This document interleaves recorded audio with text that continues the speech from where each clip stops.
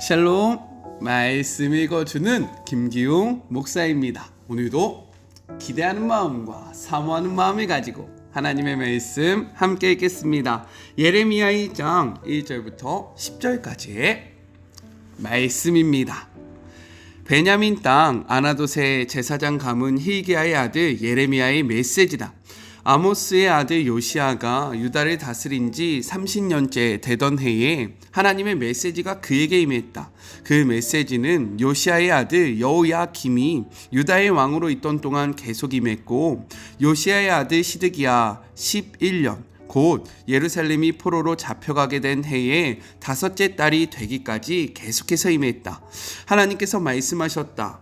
너를 모태에서 빚기 전부터 나는 이미 너를 알고 있었다. 내가 태어나 햇빛을 보기 전부터 이미 너에 대한 거룩한 계획을 세워두었다. 나는 너를 문 민족에게 보낼 예언자로 세우려는 뜻을 품었다. 그러나 내가 말했다. 주 하나님, 저를 보십시오. 저는 아직 아무것도 모르는 어린아이에 불과합니다. 하나님께서 내게 말씀하셨다. 어린아이에 불과하다니 그런 소리 하지 마라. 너는 내가 가라고 하는 곳에 가면 된다. 내가 말하라고 하는 것을 말하면 된다. 전혀 두려워할 것 없다. 내가 바로 곁에서 너를 지켜줄 것이다. 하나님의 포고다. 하나님께서 손을 내밀어 내 입에 대고 말씀하셨다. 보아라, 내가 방금 너의 입속에 나의 말을 넣어주었다. 내가 손수 넣어주었다. 내가 한 일을 보고 있느냐? 나는 내가 문 민족과 통치자들에게 가서 해야 할 일을 주었다. 오늘은 너에게 기념비적인 날이다. 내가 해야 할 일은 뽑아 허물어뜨리고 찢고 부서뜨리고 그리고 나서 다시 시작하는 것이다. 다시 세우고 심는 일이다. 이것은 하나님의 말씀입니다. 오늘부터 우리는 예레미야의 말씀을 함께 묵상합니다. 오늘은 그 첫날이기 때문에 개론을 간략하게 이야기하고 오늘의 말씀을 함께 나눠보도록 할게요. 예레미야는요, 유다의 마지막 5 왕인 요시야, 여호아하스, 여호야김, 여호야긴, 시드기야가 다스릴 때 사역했던 사역자입니다. 이때는 유다가 멸망으로 치닫고 있었는데 결국에 주전 586년 바벨론에게 정복을 당하게 돼요. 이때가 바로 예레미야가 활동했던 시기인데, 하나님은요 예레미야에게 유다가 멸망할 것이다 라는 것을 선포하는 것에서 넘어서서 유다를 멸망시킬 바벨론은 너희가 타락했기 때문에 하나님께서 사용하시는 그 심판의 지팡이이다. 그렇기에 바벨론에게 저항하지 말고 그들에게 항복해야 한다라는 메시지를 선포하게 하십니다. 그가 이 메시지를 받고 얼마나 가슴이 아팠겠습니까? 그렇지 않아요? 쉽게 이야기하면 이런 거죠. 대한민국이요, 하나님으로부터 멀어지게 된 겁니다. 하나님을 섬기지 않고 타락해서요, 하나님이 일본을 통해서 대한민국을 멸망시키려고 하신다라는 거예요. 그래서 제가 우리 여러분에게 선포하는 거죠. 우리가 일본에 의해서 멸망하게 될 것인데 우리는 저항하면 안 됩니다. 이것은 하나님의 심판이기 때문에 온전히 받아들여야 합니다 라고 이야기한다면, 이 영상을 보는 분들은 무엇이라고 이야기하겠습니까? 저는 매국노다. 어떻게 저항하지 말라고 해야 하냐? 그것이 진짜 하나님의 뜻이냐? 아니다. 하나님은 우리와 함께 하신다. 일본에 저항해야 한다 라고 이야기하지 않겠습니까? 그래서요, 예레미야는 이 메시지 앞에 수없이 울 수밖에 없었고, 그로 말미암아 예레미야의 별명이 무엇인지 아십니까? 눈물의 선지자다 라는 그러한 별명을 얻게 된 것입니다. 오늘부터 우리는요, 예레미야 1장부터 25장까지의 말씀을 함께 묵상할 텐데, 이 부분의 핵심 메시지는 무엇이냐면 이스라엘을 향한 꾸짖음과 경고의 메시지가 담겨 있다라는 거예요. 이 말씀을 함께 묵상하면서 우리의 모습을 돌아보고, 그리고 우리가 경계해야 하는 삶의 모습은 무엇인지, 우리는 어떻게 나아가야 하는지를 분명하게 깨닫는 복된 시간이 되었으면 좋겠습니다. 오늘은 예레미야의 첫 시간인데요. 내용상 두 부분으로 나눠서 생각해 볼 수 있어요. 먼저 첫 번째 1절부터 3절 예레미야의 배경에 대해서 이야기를 하고 있습니다. 우리 1절의 말씀을 같이 한번 읽어볼게요. 베냐민 땅 아나돗의 제사장들 중 hil기야의 아들 예레미야의 말이라 라고 이야기합니다. 예레미야를 시작하면서 무엇이라고 이야기하고 있냐면 예레미야의 아버지 hil기야가 제사장이었다라는 것을 분명하게 밝히고 있다라는 거예요. 신명기 17장 9절부터 12절에 따르면 제사장에게는요 제사 의식을 집례하는 것 외에도 백성에게 율법을 가르치는 의무가 있다라는 사실을 우리가 확인할 수 있습니다. 그렇기 때문에 이것은 우리에게 무엇을 알려주냐면 예레미야가 제사장 가문의 출신으로서 율법에 대한 풍부한 지식을 소유하고 있었다라는 것을 알려주는 거예요. 특별히 성경을 보면요 예레미야가 당시 제사장들을 신랄하게 비판하는 모습을 자주 발견할 수 있습니다. 왜냐하면 율법을 가르쳐야 할 제사장들이요 율법을 외면하고 있었기 때문에 제사장 가문이었던 그 예레미야가 그 모습을 바라보면서 더욱더 힘있게 비판할 수 있었다라는 거예요. 이러한 배경 속에서 우리는 어떠한가요? 하나님의 말씀을 먼저 받아들이고 그리고 말씀을 알고 살아가야 할 우리가 혹시나 하나님의 말씀을 외면하고 살아가고 있지 않는지 이 말씀 앞에 우리의 삶의 모습을 돌이켜보기를 소망합니다.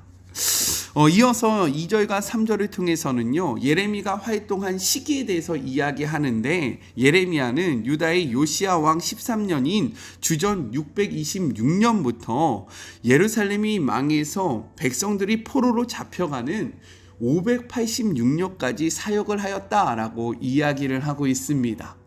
이것이 바로 첫째 단락의 내용이라는 거예요.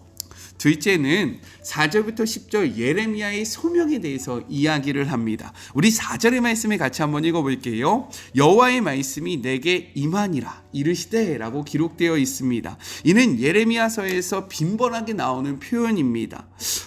왜냐하면 이 모든 예언자의 말씀이 자신에게 비롯된 것이 아니라 여호와부터 즉 하나님께로부터 임한 것이다 라는 것을 선포하는 표현인데 이것은 자신이 하는 말에 그러한 권위가 자신에게 있는 것이 아니라 하나님께로부터 나온 것이다 라는 것을 분명하게 선포하고 있는 겁니다. 즉 이러한 앞으로 예레미야가 선포할 모든 메시지가 그의 생각과 그의 마음과 그의 관점으로부터 나온 것이 아니라 하늘로부터 즉 하나님께로부터 나왔다라는 것을 분명하게 밝히고 있다라는 거예요.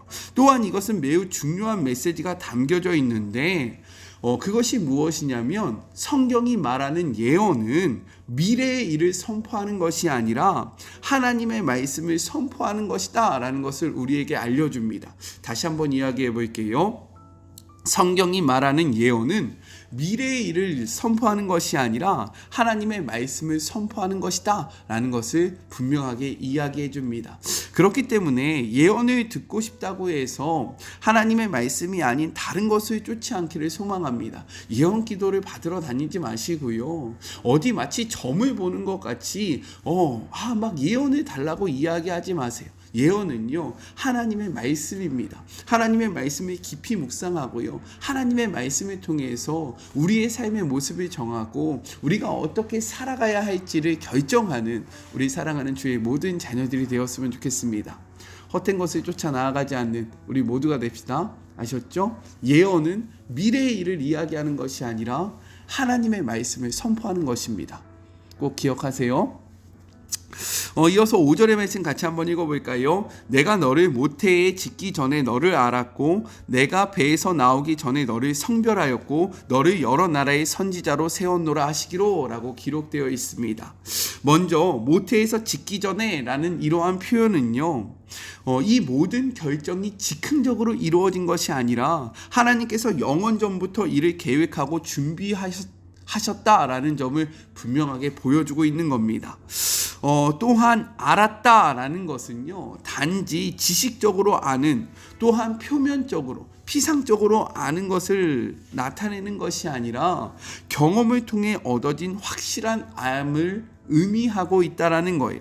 즉 하나님께서는요 예레미야에 대해서 그의 머리카락 하나하나까지 세신 바 될 만큼 온전히 아셨으며 그와 친밀하고 가까운 분이라는 것을 분명하게 보여주고 있다라는 겁니다. 여기서 더 나아가서 성별했다, 세웠다라는 것은요 이 모든 것의 주체가 예레미야가 아니라 하나님이라는 것을 분명하게 선포하고 있습니다. 특별히 이는 완료형으로 쓰여졌는데요, 성경에서 문법은 매우 중요합니다. 왜냐하면 그것에 담긴 메시지가 있기 때문인 거예요. 여기서 성별했다, 세웠다라는 것은 완료형으로 쓰여졌는데 이것은 하나님께서 결정하신 것으로 절대 불변한다라는 것을 선포하고 있습니다. 이미 하나님께서요 이러한 것을 끝내셨다라는 거예요. 그렇기 때문에 변하지 않는다라는 사실을 나타내주고 있다라는 겁니다. 하나님은 이렇게 예레미야를 선지자로 임명하시는데 이스라엘뿐만 아니라 여러 나라의 선지자로 세우셨다라고 이야기하고 계십니다. 이는 예레미야가 앞으로 유다뿐만 아니라 주변 국가에 대한 심판과 멸망도 선포할 것이다 라는 것을 보여주고 있다라는 거예요. 이를 통해서 하나님은요 무엇을 나타내느냐, 하나님 자신이 유다 안에만 국한되어 있는 지역적인 신이 아니라 주변의 모든 국가를 심판하고 그리고 다스릴 수 있는 열방의 통치자다라는 사실을 우리에게 분명하게 알려주고 계신 거예요. 하나님의 능력이 어떠한지를 우리에게 분명하게 선포하고 계신다라는 겁니다. 이러한 하나님의 말씀을 들은 예레미야가요 이렇게 반응해요. 6절입니다.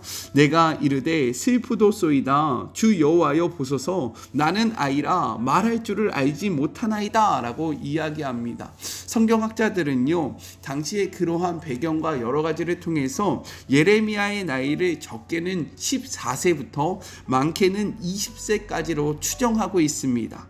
즉 아이가 아니라는 거예요. 그렇기 때문에 예레미야가 했던 이 말, 나는 아이라 말을 할 줄 모릅니다 라는 것은요 자신은 열방을 향한 예언과 선지자의 직무를 감당하기에 부적절하다라고 이야기하면서요 하나님 저는 이것을 감당할 수 없습니다 라는 겸손의 표시였다라는 겁니다.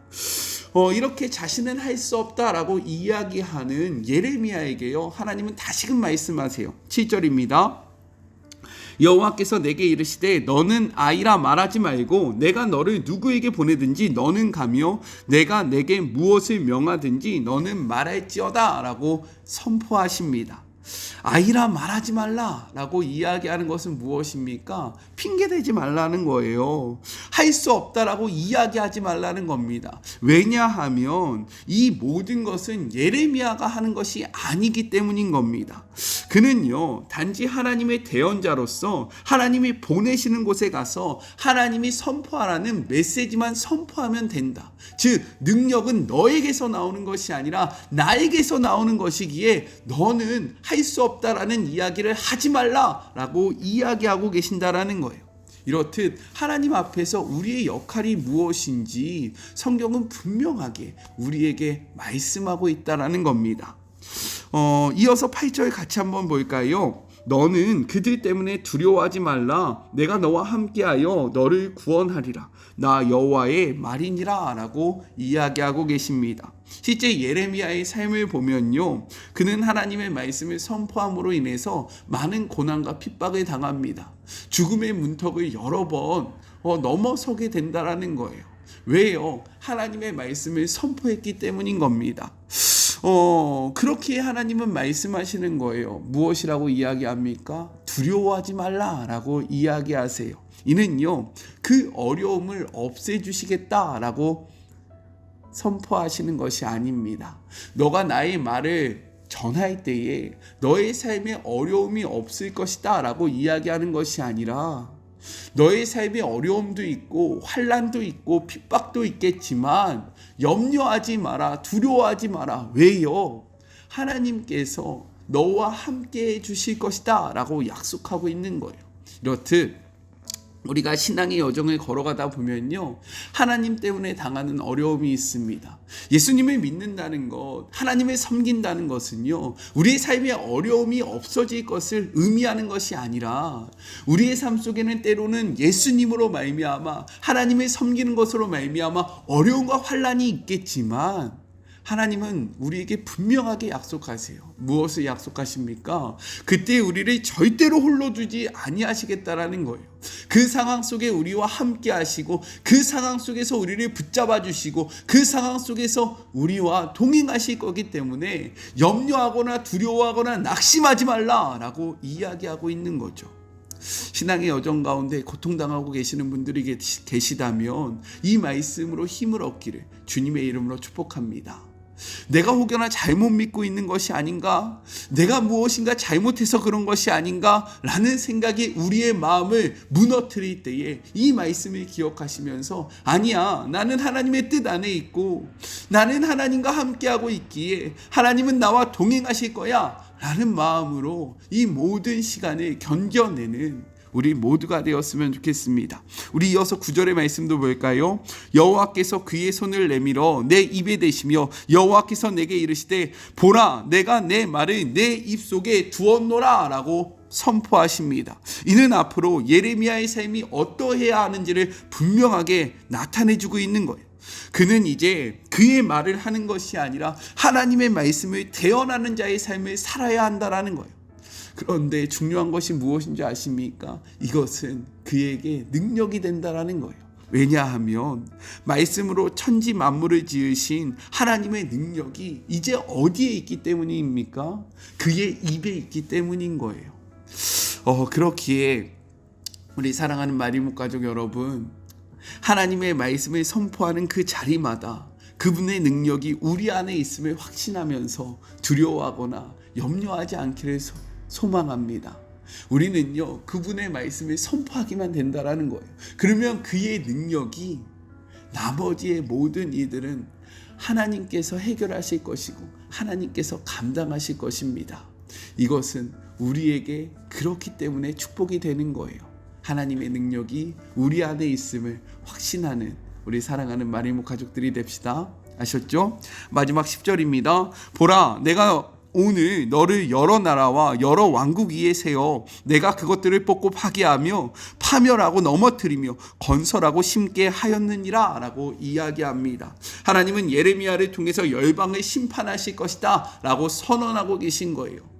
그런데 그 표현들이 무엇입니까? 뽑고 파괴하고 파멸하며 넘어뜨린다라고 이야기해요. 철저하게 하나님이 심판하실 것이다 라고 이야기하고 있는 거죠. 그런데요, 여기에 우리의 희망이 또한 담겨져 있습니다. 왜냐하면 이어서 말씀하세요.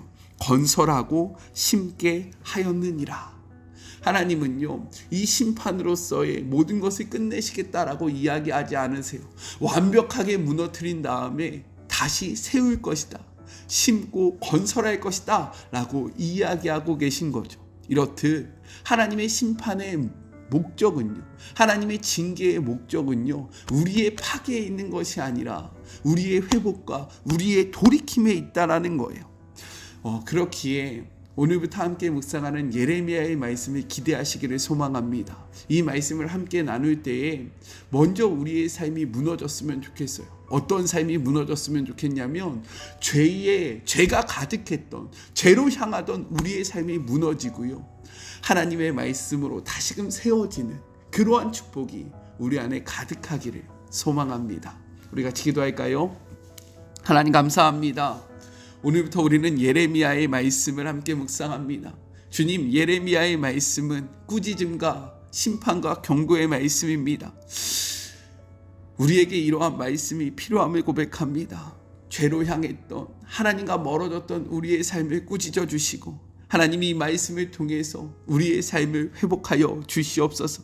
하나님은 예레미야를 통해서 우리에게 이야기하십니다.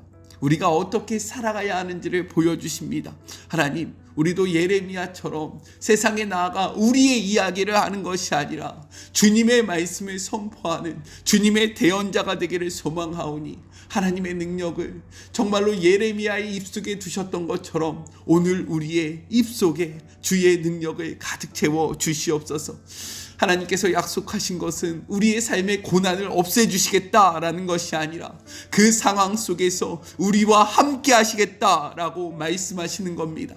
임마누엘의 하나님의 그 축복을 누리며 우리의 삶에 있는 고난과 환난을 이겨내는 주의 모든 자녀들 되게 하여 주시옵소서. 하나님, 이 말씀이 우리에게 소망이 되기를 소망하오니 낭망하지 않게 하시고 낙심하지 아니할 수 있도록 우리의 심령을 붙잡아 주시옵소서.